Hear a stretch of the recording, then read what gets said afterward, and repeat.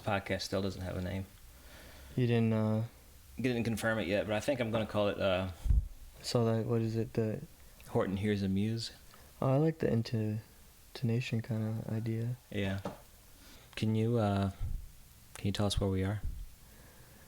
We're at my house. The specific location at my house is called the Dojo. It's a space of creation. Why'd you call it the Dojo? I think I got the idea from Karate Kid. Well, because that was the first place you heard the word dojo? I don't think it was the first place I heard dojo, but I think I got the idea from it. I just started kind of saying like it just happened. I just started calling it the dojo, and then I wanted to kind of understand why. Maybe I shouldn't just call it the dojo. Maybe I should find like a meaning behind it, you know? And so at the time I was watching Karate Kid. And the whole thing with like karate, you know, it's like it's fighting, right? You know, that's what you can think. But the whole thing in Karate Kid is that Mr. Miyagi doesn't use it as a form of like, you know, like aggression or like fighting. You know, his whole philosophy, you could say, is like peace. You know, it's to keep the peace. You don't. That's why he didn't want to teach. What's the kid's name? Daniel. He didn't want to teach him to go into that fight because that's not what karate was about. Right. It's about peace and finding that peace and like being like one with yourself. So in a way, I feel like this space is where you can do that. It's like a dojo. Like the dojo for karate is where you practice your karate, which from Mr. Miyagi's kind of point of view, it's almost like an art form. So in this space, you know, I make music, I play music, people come over here and jam, and it's like always a very peaceful time, and we're all kind of working on something in a way if there's multiple people here, or, you know, I'm here. And even when there's not music happening, you know, if I'm just hanging out with friends here, it's a peaceful time. It's a good time, just hanging out, you know. I don't think anyone knows your name yet. I haven't asked you what your name is. Can you tell everyone who you are? I'm MatthewHall. MatthewHall, and what do you do? I make music. I write songs. Yeah. And what instrument do you play? Play guitar, you know, a little harmonica. Recently picked up on the piano a few months ago. Little organ, you know, trying. I play whatever I can try, you know. What got you into music? I'd say that I've always had an interest in music since a child. It's always like around good music. When I was a little kid, I just remember always listening to like old country stuff, like Willie Nelson and like Hank, my grandfather, and then my dad always was playing like classic rock. And I think in middle school I really got into like Queen, the Beatles, and I just always liked the way it made me feel. And then so I've always liked music, and I played guitar since I was a kid. But I think the turning point was in high school when I started getting into some really good stuff. I discovered the Doors and all that 60s like psych rock, and I started playing guitar more. But I remember distinctly there was a night that I was in North Carolina, right? I think it was sophomore year of my family, and we were staying in a cabin, and there was like a loft in the cabin. That's where I was staying, and I was just like the only one up. I was laying in my bed and I had headphones in, and this is where I discovered the Fleet Foxes, which was strange because it was on SoundCloud. That time I was like listening to SoundCloud, and the song just came on. So it's not like it was very unexpected, and it was the what's that song? Oh man, Was it their hit song? what's their hit song? Mykonos? No, it was oh man, my mind's blank right now.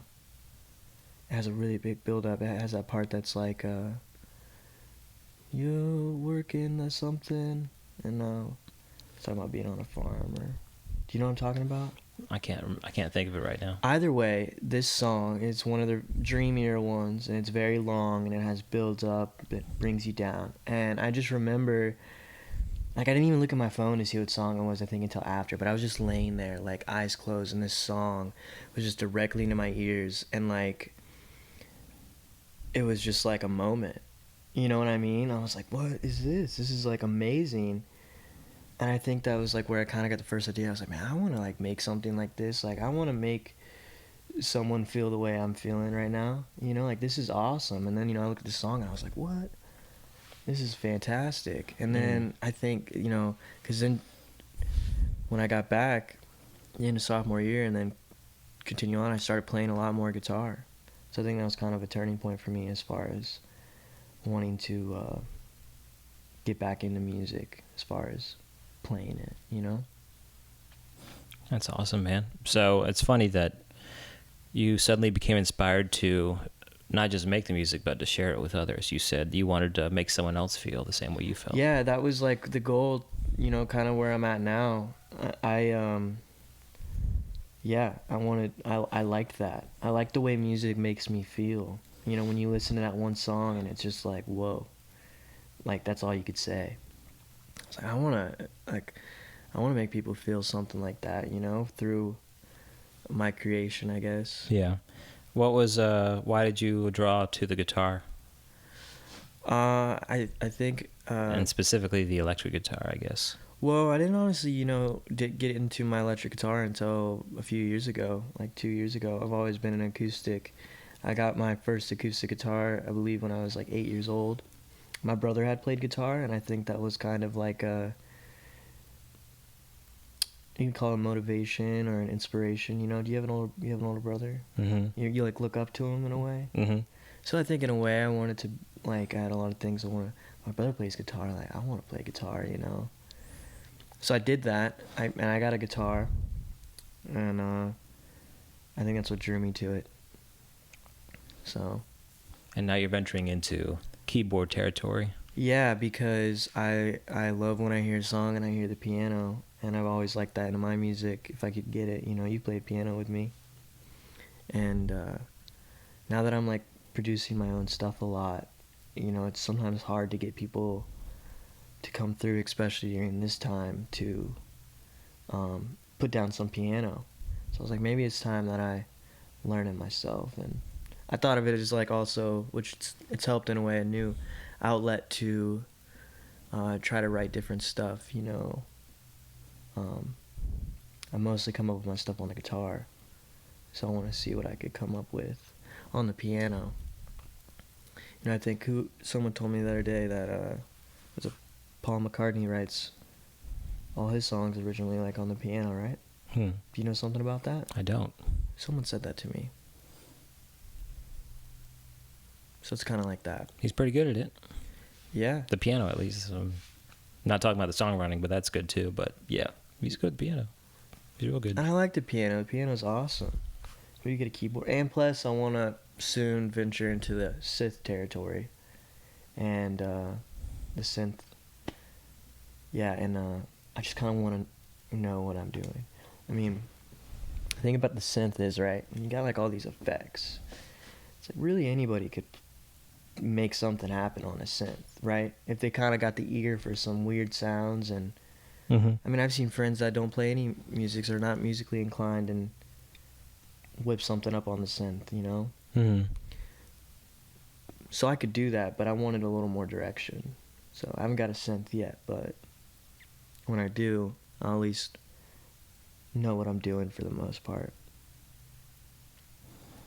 Make better sounds, you know? It's a bright future. I think so. Well, how do you feel about going ahead and doing a song for us? Yeah, I could do that for you.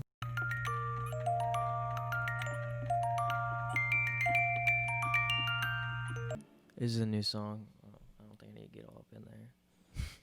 It's all good. This is a new song I wrote a few weeks ago. I've been working on it. I think the title is gonna be Sunshine or Rain, you know, so it's pretty cool.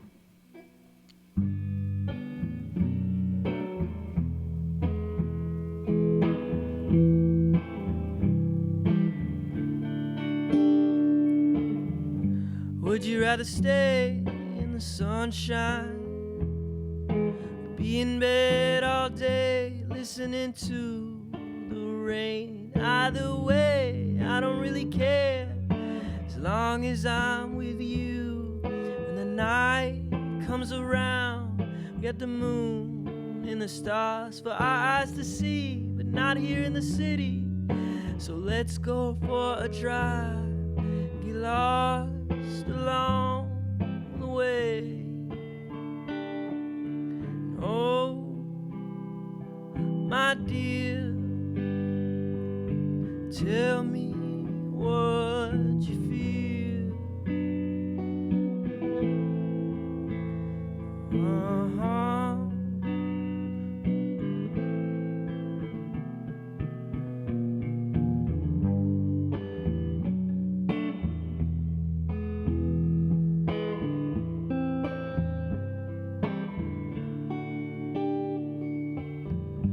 Would you rather be sinking in the sand by the ocean, somewhere high in the mountain near the sky? Either way, I can't have both, and that's a shame. If I'm being honest, oh well, it's rather lame. In this world, it's moving too fast.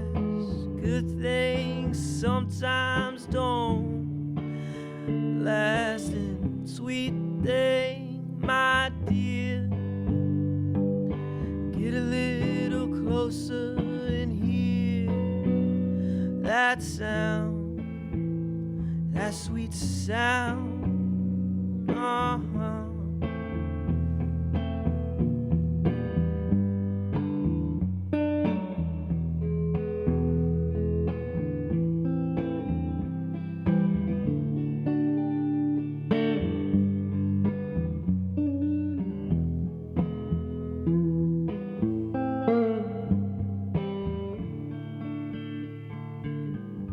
Would you rather be in the sunshine, be in bed all day listening to the rain? Either way, I don't really care, as long as I'm with you.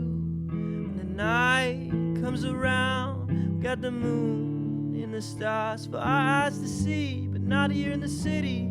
So let's go for a drive, never come back home.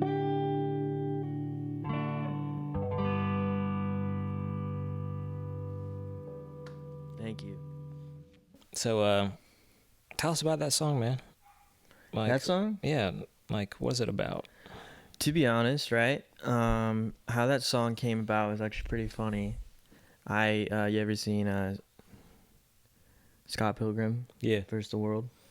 And there's that song he's playing, Ramona, huh? You got a song called Ramona. I do. So, he also has a song called Ramona. And he's playing it to Ramona, remember, in the bedroom? That scene when he's in the room, and it's like 2 seconds long. It's literally like 5 words. It just says Ramona, Ramona. Yeah. But it was a really cool progression, so I was like, I want to know what that is. So I looked it up, and it was some weird chords. Honestly, I don't think any of those chords even ended up in that song. But somehow that led up to me coming up with that progression. And originally I just had the verse kind of part, the G to the B minor to the E, you know. And but I knew it wanted to go somewhere. And Rob Swanson was over here to track some bass. And I showed him the song, and we were talking through it because I told him I wanted to go somewhere, and we kind of both, I knew I wanted to go to the C to the G for the chorus, blah, blah, blah. He took me to that direction of that kind of, I don't know just part of the chorus, you know. And so that's how that song came about. And then we were jamming. Obviously, I wanted to sing something, and I told Rob, I said, Rob, give me something to sing about. And he said Sunshine. because that's what he felt the song sounded like in a way. And so I came up with some. I was just freestyling, coming up with stuff, and that's how I kind of came up with the melody.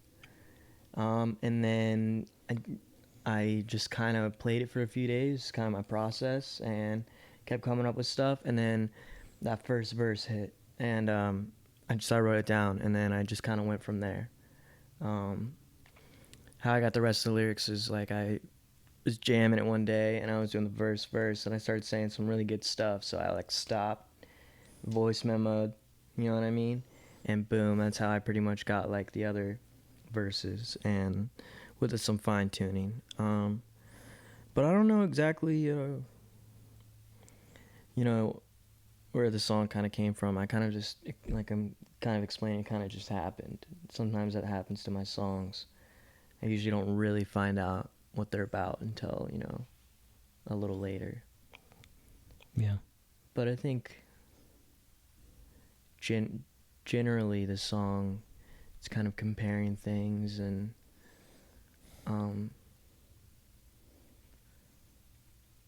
in a way it seems like it's just, you could say it's a man to a woman kind of saying, like, it doesn't matter, it's like, the sunshine or the rain, you want to be by the ocean or in the mountains, it's kind of like, doesn't matter as long as this man is with that woman. Mm-hmm. Kind of, he's cool with whatever. I think that's what the song's kind of about. Yeah. So yeah. What's your general approach to songwriting? How do you usually like to do it when coming up with lyrics and chords and stuff? I'd say about 75% of the time I come up with just, usually it's like late nights when I got to be a little quiet, and I usually play my electric, and I'll just kind of like sit here.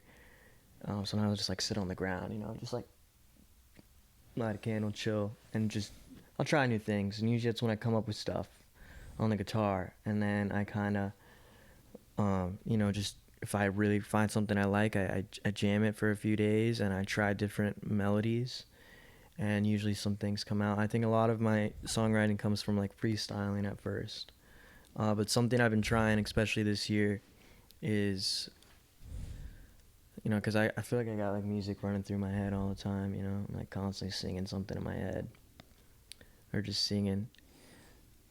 So when I come up with stuff in that way, like a cappella, you'd say, I've been more so trying to get down and write it down, get lyrics from just kind of thin air. Mm-hmm. But generally my songwriting comes from me coming up with something on the guitar and just feeling it, you know what I mean? Like getting in the zone with it, trying to connect to it and see what kind of story this progression's trying to play out, But this year especially, I tried to actually kind of like sit down and write.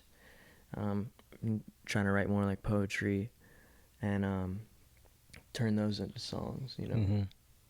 So You try to keep yourself busy, trying to, do things musically. You've got big plans, yeah. I think.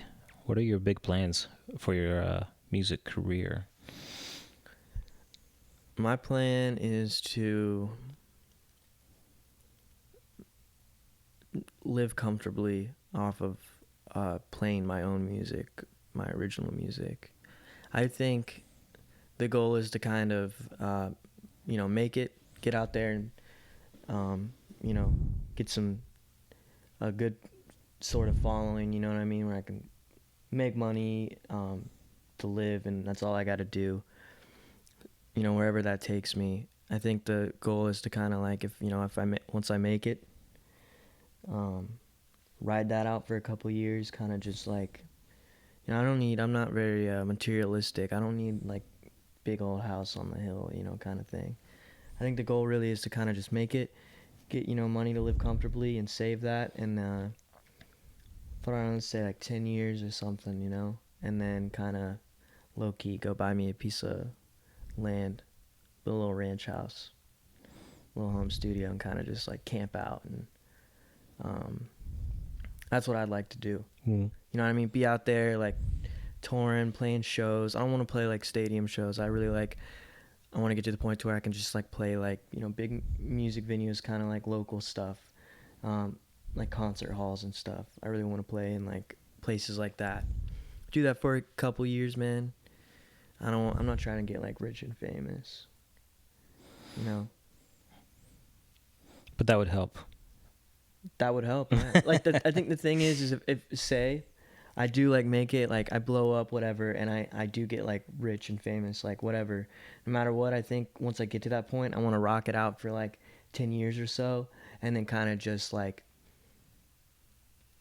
go, like, I think at that point, you know, I don't know how many songs I've been writing or whatever the scenario is, but I like to imagine, you know, at that point I'd like to just go get that piece of land in a quiet place, kind of like in the mountains, and, you know, work on music still. Like I don't think I'm ever gonna stop working on music, but I think at that point I want to really like, I want to take like 5 years on an album, you know what I mean, and then just like do it out of the middle of nowhere. Yeah. One of the biggest inspirations for that idea is like Mazzy Star. I mean, a lot of the people in this day and age don't really know what Mazzy Star is. I mean, I ask people all the time. I cover their songs, and I always ask, and no one knows.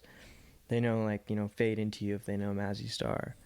But their thing is that they had, like, they didn't do, like, album after album. They did it, like, a few years in apart, and they were very just to themselves when they played. A lot of people didn't like it because they weren't into their shows. They're very, you know, whatever. But you never knew what Mazzy Star was doing. It was just like, okay, they came out with an album. And I think they came out with an album maybe like 97 or 98, and then they come out with something until like 2004. It came out of nowhere. And it was a great album. But now it's like the guitarist, Dave Robertback or something like that, he passed away. I think it was last year. And now the lead singer, Hope Sandoval, she's low-key. I mean, she doesn't have any social media. You don't know where she's at right now, essentially. It's like what I really like about that, because she's just kind of like, she's chilling. She has a website, and she posts to the website. And the last time she posted something was when a Dave guy had passed away. Other than that, you don't hear from her. So that's kind of like where I'd want to be, you know, a mystery of some sorts, you know. You revel in the idea of being a ghost.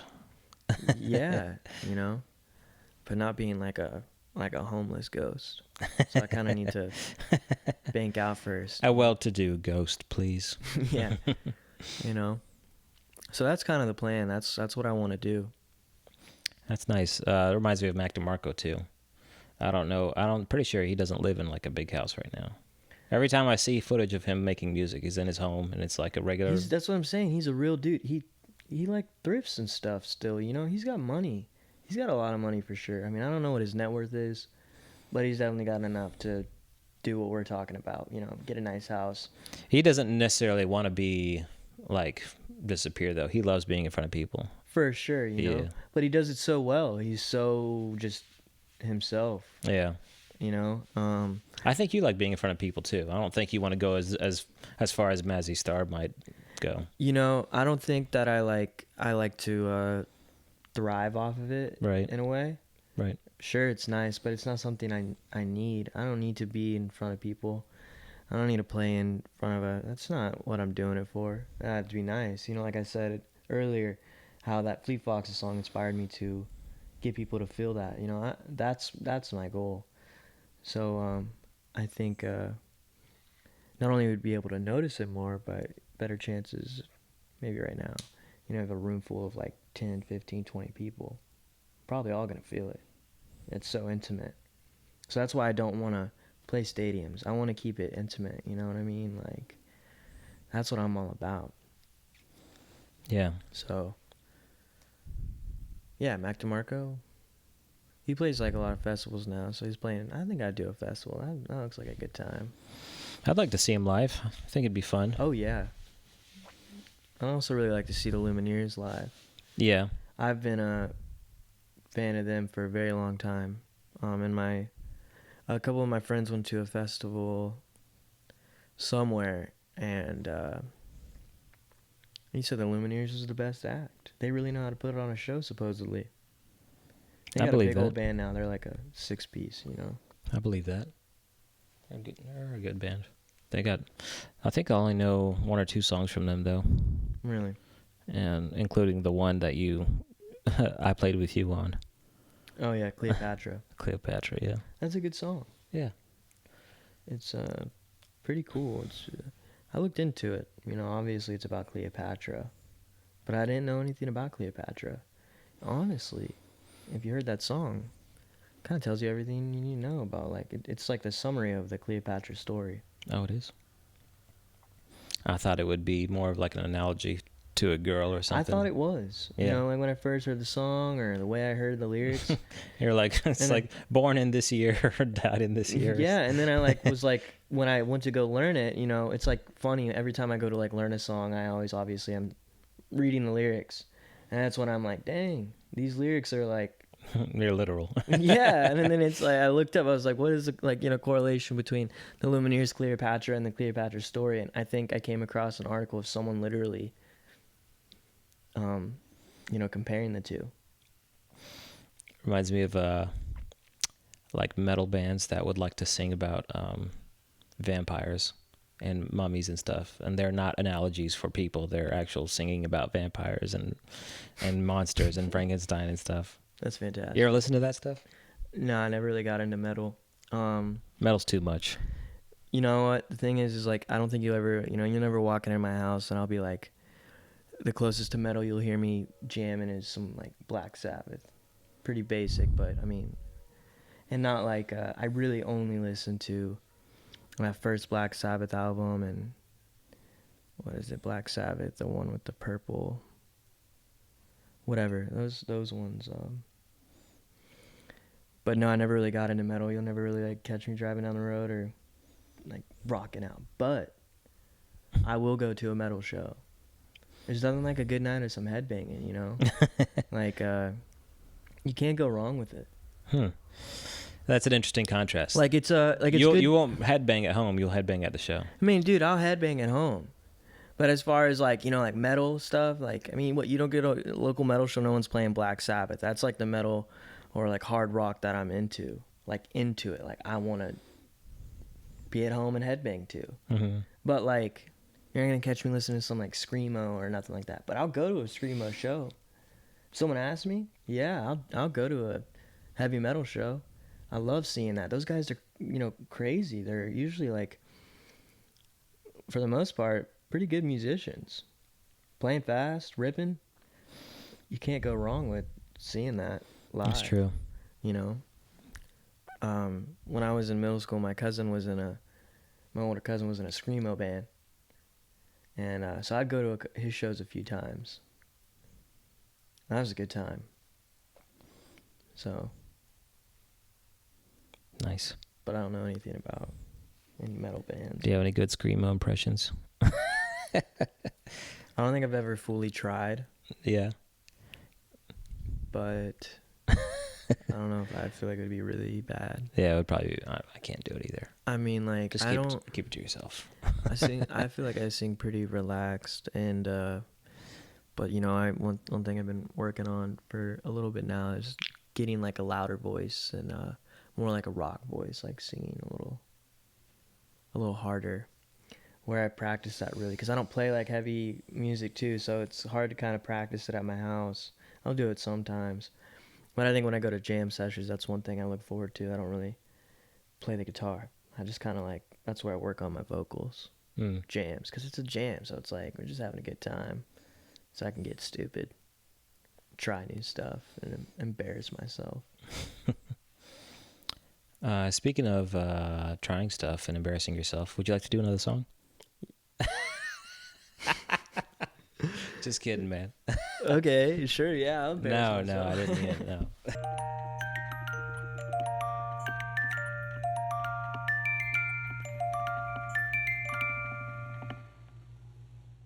no. This is called Still Beating by Mac DeMarco.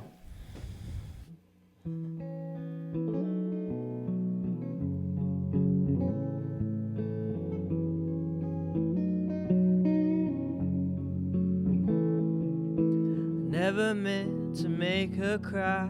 Now I'm seeing tears in her eyes.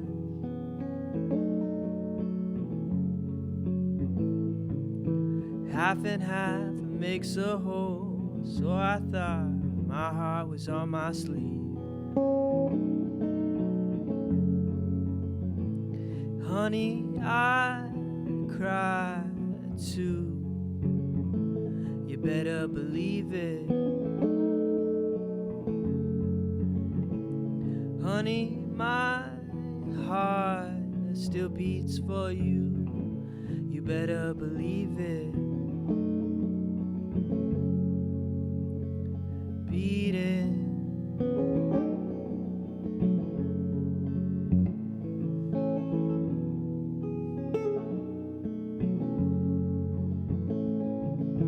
Never meant for some silly song to ever go and hurt someone.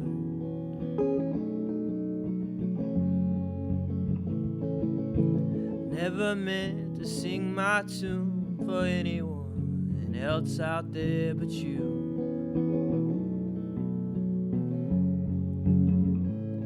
Honey, I cry too.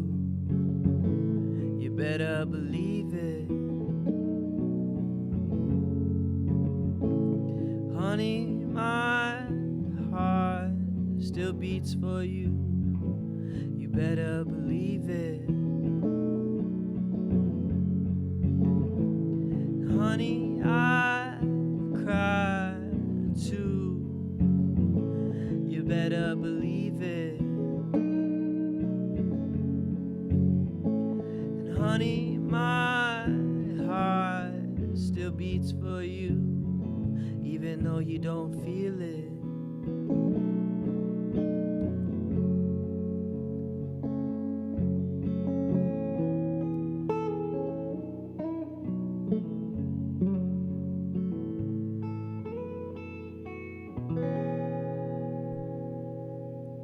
Yes. Yes, Amaga Damarco.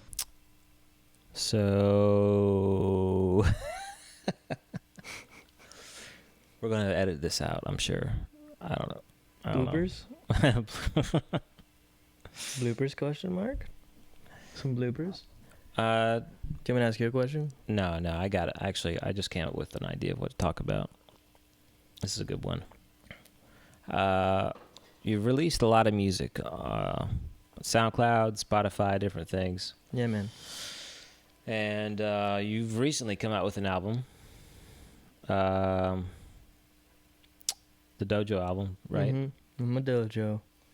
And you came out with one even before that, right? Yeah, it's all right. I'm okay.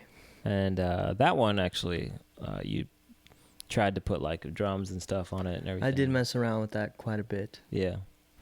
But the Dojo one was pretty relaxed. You just kind of did guitar and maybe some keys, and that's about it. Yeah, pretty much.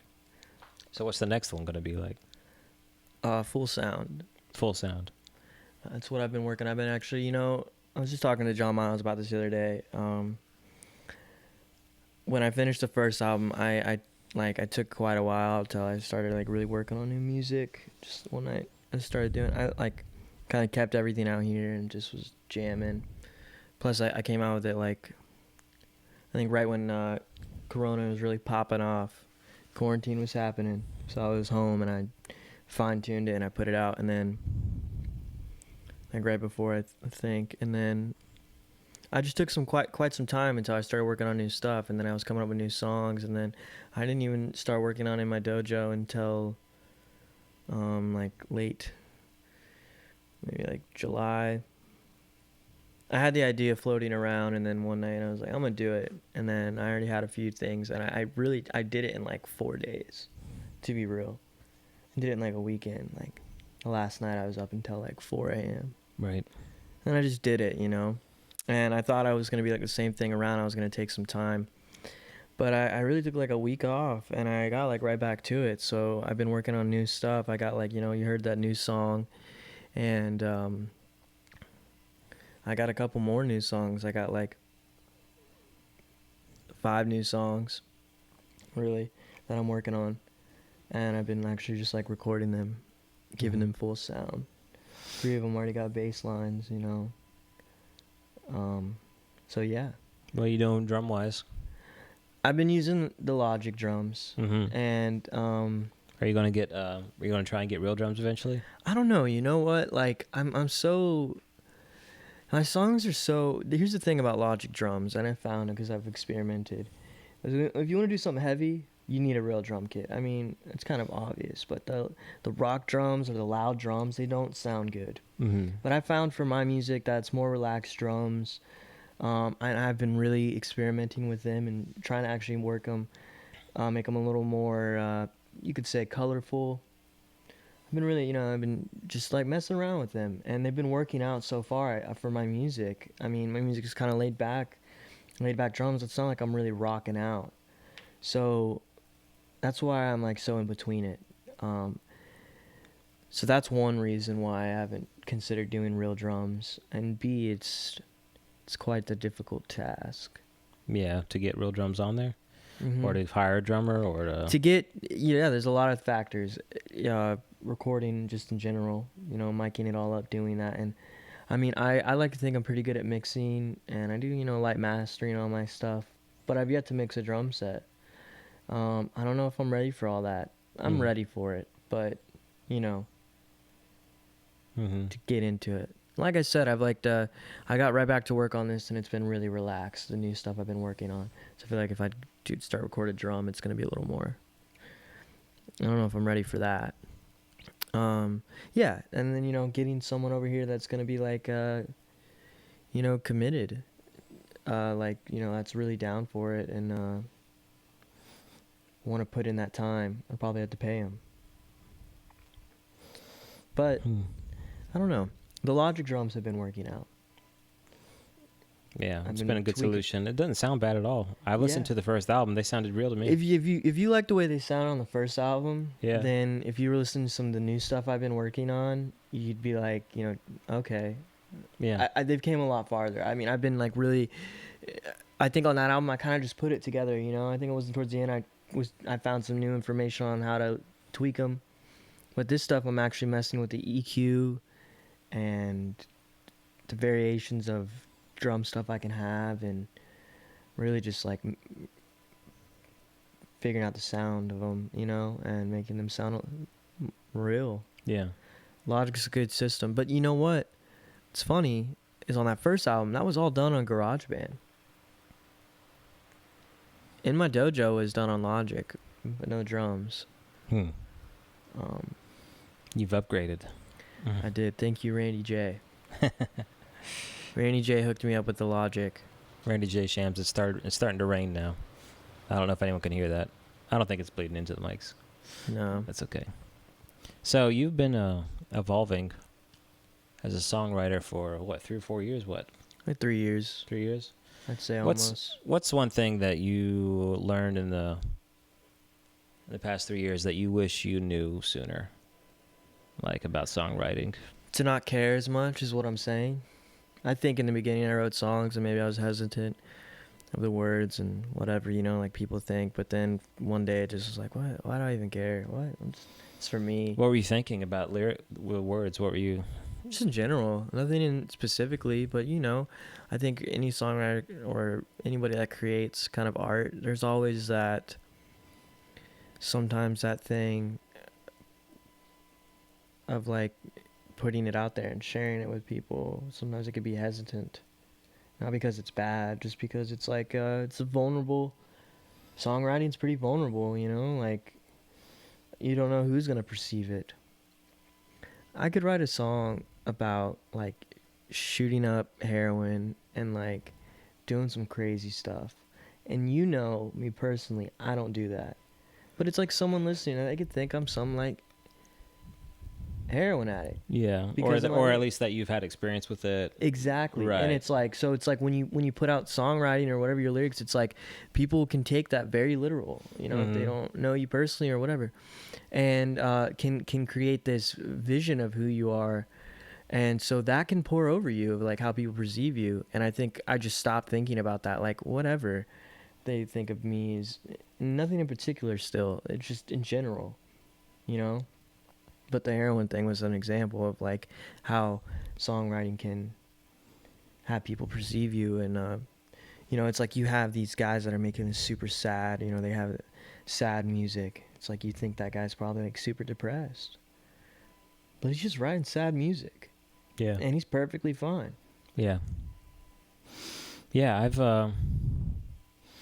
written a bunch of songs that were just like from someone else's perspective. Yeah, you know, and And, it's like I've done that too, where it's like I wrote a song, I was like, man, maybe, you know, that pops in my head. Maybe this is too sad. Like people are gonna think I'm like depressed, not doing too hot. Maybe I shouldn't, you know, share it. And then I'm like, you know, whatever, you know, Yeah. just do it. Who cares? It's about storytelling. It's just about doing it. Just do it. Like, you know, that's all it is at the end of the day. Like, just make it. If you create it, whatever. It came from somewhere. Yeah. Let it happen. Yeah.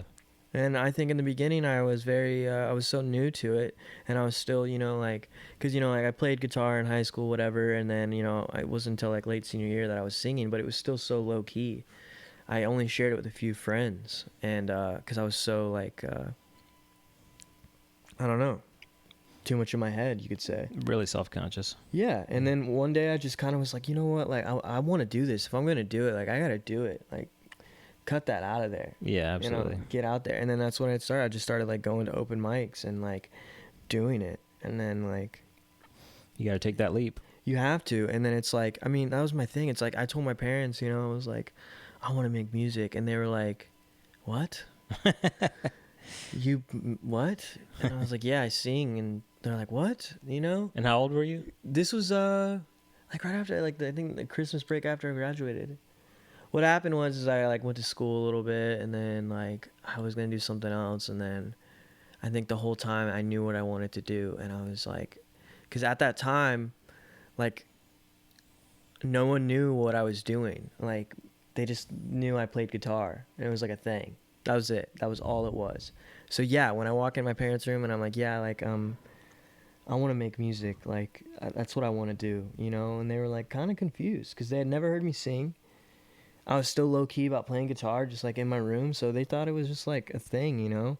I don't think my parents even heard me sing until like from that point, probably months later, not till later that year. Mm-hmm. Seriously, like not even when I first started going to open mics. They're like, "Oh, you're going to open mics? That's cool." And then I don't think they had no inclination to be like, "Oh yeah, of course, music." Yeah, you know, it was like, and then it was like one day I think they saw me. I think maybe it took a while for them to kind of like, not necessarily take me seriously, but you know, like to believe that to have you're like actually have like some sort of I don't know, confidence in me. Yeah, that you actually meant what you said. Exactly. And so that was my whole thing, and that's what's still driving me to this day, is like me telling people when they ask me, what do I want to do? I want to make music. I want to make a living off of making my own music. I don't want to just be someone that says that. Like, I want to do it. If I'm going to tell people I'm doing it, and I'm going to tell myself I'm going to do it, then I'm going to do it. And that's what keeps me going. Because it's like, I don't care if I let other people down.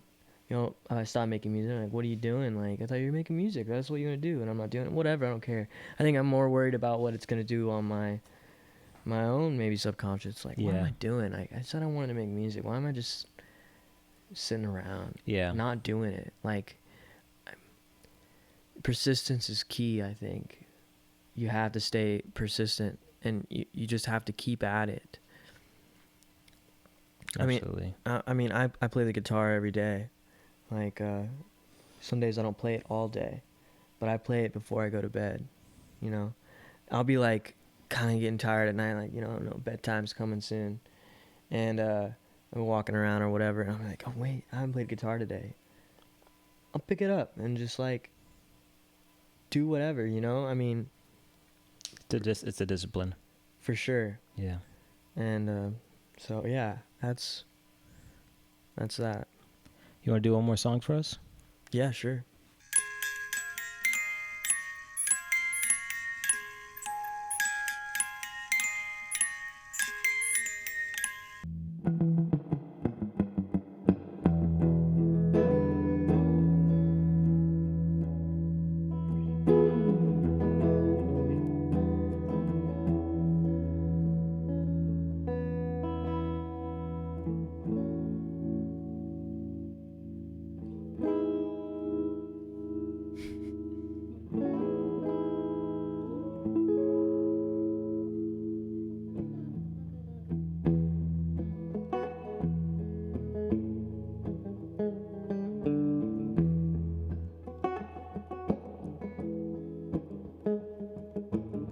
about a kiss or something like this? I don't know.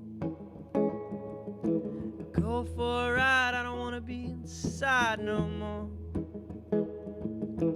Wind in her hair like she don't care, that's right. Look in her eyes, the moonlit skies all night. Tell me now, how are you? Is there anything I could do?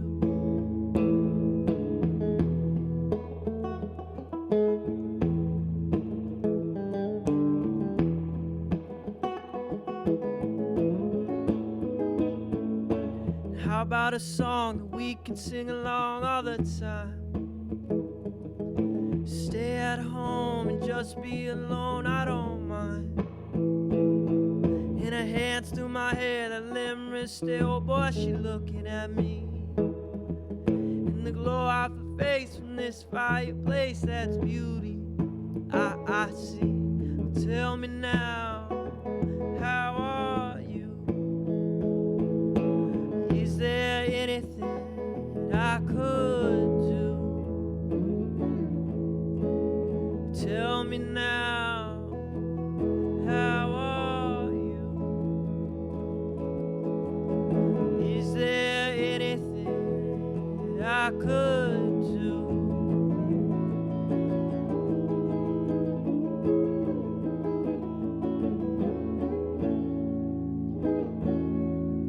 This ain't that sweet.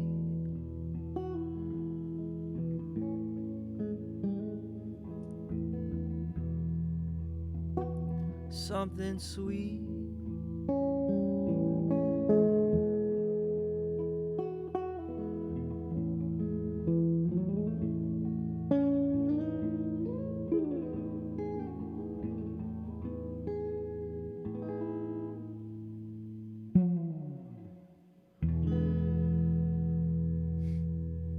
Something sweet. MatthewHall, ladies and gentlemen. Matt, where can we follow you, find you, and anything you?